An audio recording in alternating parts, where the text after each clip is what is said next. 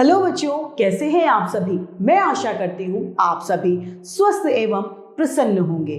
आज हम हमारा पाठ पर्यायवाची शब्द या समानार्थी शब्द को पढ़ेंगे और समझेंगे। तो आइए इस पाठ को प्रारंभ करते हैं।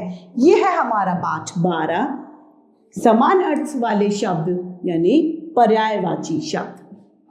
पर्यायवाची किसे कहते हैं? पर्यायवाची वो शब्द होते हैं जो शब्द तो अलग अलग होते हैं लेकिन अर्थ एक ही होता है।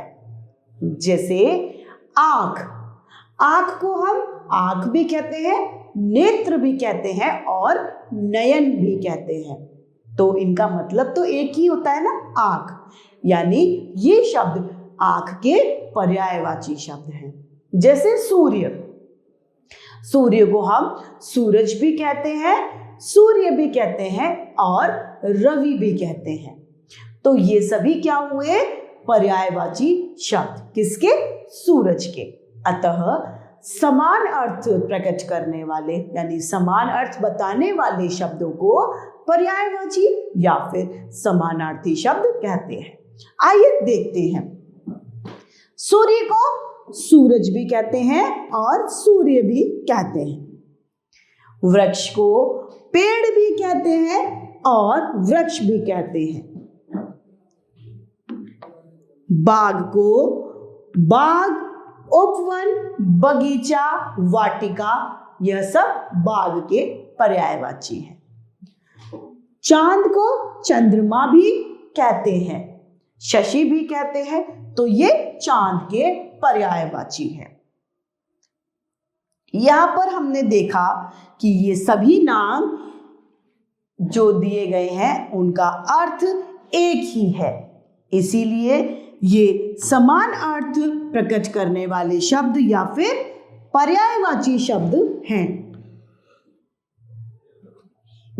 अतः हम कह सकते हैं कि वे शब्द जिनका अर्थ समान होता है उन्हें पर्यायवाची या समानार्थी शब्द कहते हैं।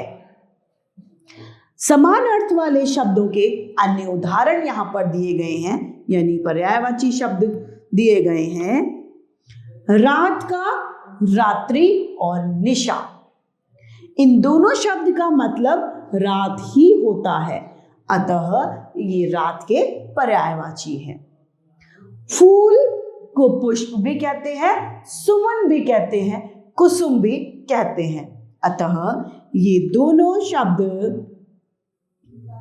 एक ही अर्थ बता रहे हैं, अतः ये फूल के पर्यायवाची शब्द हैं। तीसरा है स्कूल यानी विद्यालय और पाठशाला। ये दोनों शब्द का मतलब स्कूल ही होता है, अतः विद्यालय, पाठशाला ये स्कूल के पर्यायवाची शब्द हैं। इस प्रकार बहुत सी चीजों को हम अलग अलग नामों से पुकारते हैं। ये सभी शब्द एक ही अर्थ प्रकट करते हैं।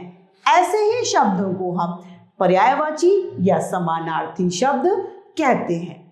जैसे कि हाथ, हाथ को हस्त भी कहते हैं, कर भी कहते हैं, मतलब तो हाथ ही हुआ, अतः ये शब्द भी पर्यायवाची शब्द है।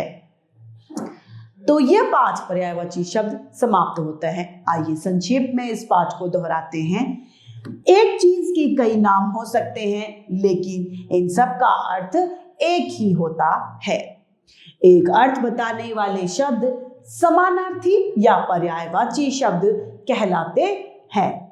तो इस तरीके से हमारा यह पाठ पर्यायवाची शब्द समाप्त होता है। मैं आशा करती हूँ आप सभी लोगों को यह पाठ भली भांति रूप से समझ में आया होगा। आज के लिए इतना ही, फिर मिलते हैं। धन्यवाद।